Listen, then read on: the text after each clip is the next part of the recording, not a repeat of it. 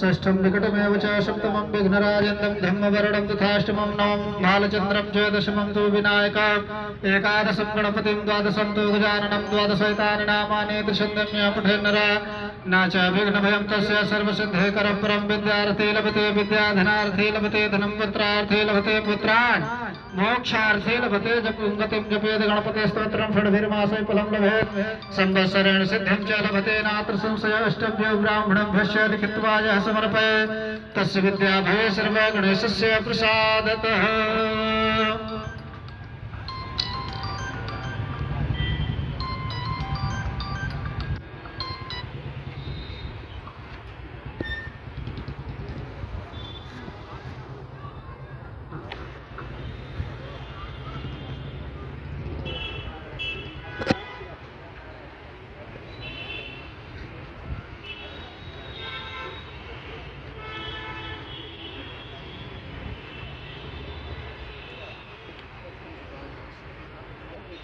ओम ब्राह्मणो शिमुखमासिद्बाहो राजन्यः कृतः ऊरो तदस्येद्वयस्य पृथिव्यां गुंशूद्रो जायत वनस्पतिर्षोद्भूतो